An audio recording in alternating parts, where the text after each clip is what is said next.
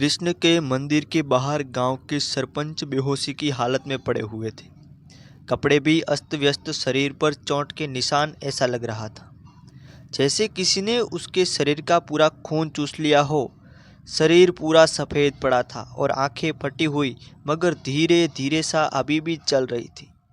सुबह मंदिर के पुजारी के पूजन के लिए पुजारी आए ने जैसे ही गांव के सरपंच को इतनी बुरी हालत में देखा, उन्होंने तुरंत गांव में खबर कर दी। सभी लोग तुरंत वहां इकट्ठा हो गए। पुजारी जी, सरपंच की हालत कैसे हो गई? यह लगभग मरने मरने ही वाला है। मुझे क्या पता, मैं तो रात को 10 बजे मंदिर बंद कर चला गया था। सुबह 5 बजे जब आया तो मंदिर के बाहर इनसे इस अवस्था में देखा। सब लोग देख क्या रहे हो? अभी यह जिंदा है, इन्हें अस्पताल ले चलो। अस्पताल ले जाने का कोई फ़ायदा नहीं है, यह कुछ ही पल में मेहमान है। मंदिर के गंगाजल लेकर आता हूँ, सब लोग इनकी मुक्ति की प्रार्थना करो। पुजारी जी ने मंदिर से गंगाजल लाकर जैसे ही सरपंच के मुंह पर डाला तो कुछ पल के लिए होश आया। उसने अपनी आंखें खोली और पुजारी का हाथ अपने हाथ में लेकर बोला, वो लौट आई है, कोई नहीं बचेगा, मुझे भी जाना होगा। सरपंच, तुम्हें कुछ भी होश नहीं है? किसकी बात कर रहे हो? स्मृति आ गई है। सरपंच ने जैसे ही मृदुला का नाम लिया, पुजारी और ठाकुर दोनों के चेहरे पर भय साफ नजर आया। दोनों एक दूसरे की तरफ देख रहे थे। तभी सरपंच ने अंतिम सांस ले ली। सरपंच जी के अंतिम संस्कार के बाद पंडित जी मंदिर में पूजन पाठ में व्यस्त थे। उस दिन उन्हें कुछ देर हो गई थी। रात के करीब 10:30 बजने को आए थे। आज कुछ ज़्यादा ही लेट हो गया है, मुझे तुरंत यहाँ से निकलना होगा। खुद से बात करते हुए पंडित जी ने जैसे ही मंदिर का ताला लगाया, मंदिर के भीतर घुंघरू की आवाज़ आने लगी। ऐसा लग रहा था मानो कोई नृत्य कर रहा हो।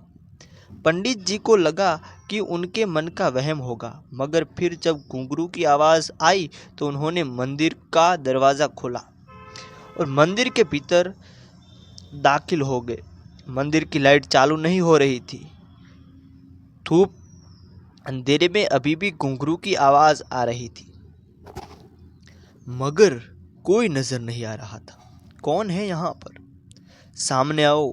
घुंघरू की आवाज़ से मुझे डराने की कोशिश मत करो।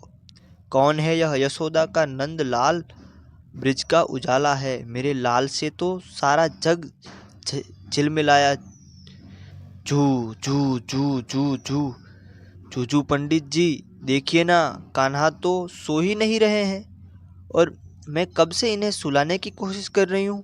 आप ही इन्हें समझाएं ना, आजकल बहुत परेशान करने लगे हैं। कहते हुए कोई जोरों से हंसने लगा। मृदुला, मृदुला तुम हो? सामने आओ, नहीं तुम मृदुला नहीं हो। वो तो मर चुकी है, तो फिर कौन है? मुझे डराने की कोशिश भी मत करना, मेरे ऊपर ठाकुर जी का आशीर्वाद है। और तुम क्या हो?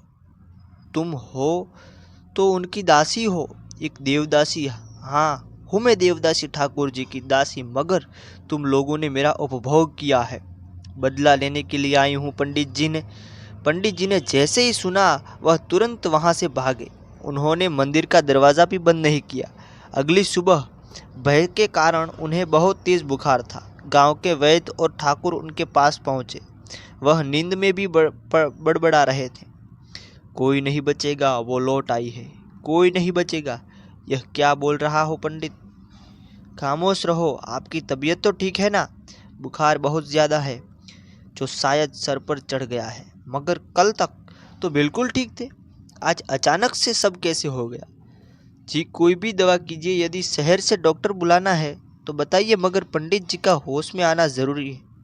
आखिर मुझे सच भी तो जानना है। कहते हुए ठाकुर साहब वहाँ से उठ गए और अपने घर पहुँच गए और खुद को एक कमरे में बंद कर लिया। उनकी आंखों के आगे 20 साल पुराना किस्सा चलचित्र की तरह साफ था। गांव के सरपंच, ठाकुर और पंडित तीनों मिलकर शराब की महफिल सजाए हुए थे।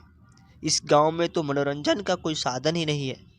शहर में देखो सिनेमा और साथ में बहुत कुछ मिल जाता है, यहाँ तो शरीर की प्यास बुझाने के लिए भी कुछ नहीं।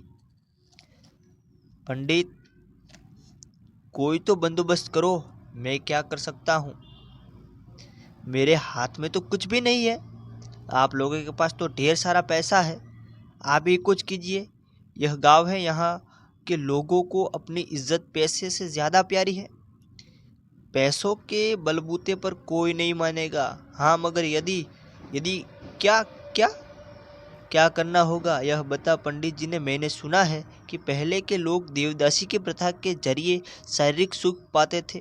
जो देवदासी देवताओं के नाम पर आती थी उनसे देवदास सुख पाते थे। ऐसा होता तो था, मगर अब यह सब कोई नहीं मानता। यदि कोई नहीं मानता तो हम लोग मानने पर मजबूर कर देंगे। कल सुबह ही मिलते हैं। अगली सुबह ठाकुर और सरपंच ने पूरे गांव के लोगों को चौपाल पर बुलाया। आप सभी लोग जानते हैं कि पुजारी जी व्यवस्था में ही ब्रह्मचर्य का पालन करते हुए मंदिर में ठाकुर जी की सेवा पूजा कर रहे हैं।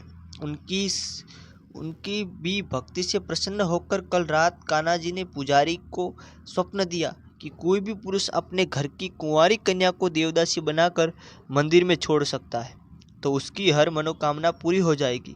कितना मनोरम मौका है। आप लोग भी ठाकुर जी का आशीर्वाद प्राप्त कर सकते हैं। सासी, मगर ये तो गलत है।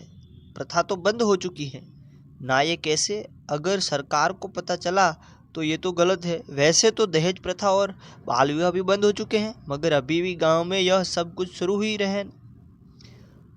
जब अपने मतलब के लिए हम सरकार के नियम कानून नहीं मानते तो ठाकुर जी की सेवा के लिए क्यों नियम मानेंगे?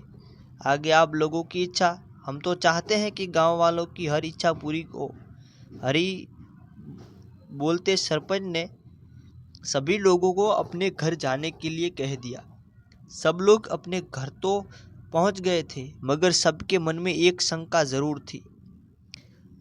झुमरी की अम्मा क्या कहती हो? वैसे भी हमारे घर में 3 बेटियां हैं। मैं गरीब, उनकी शादियों का बोझ नहीं उठा पाऊंगा। तुम चौथी बार मां बनने वाली हो। क्यों ना हम लोग हमारी झुमरी को कान्हा जी की सेवा में समर्पित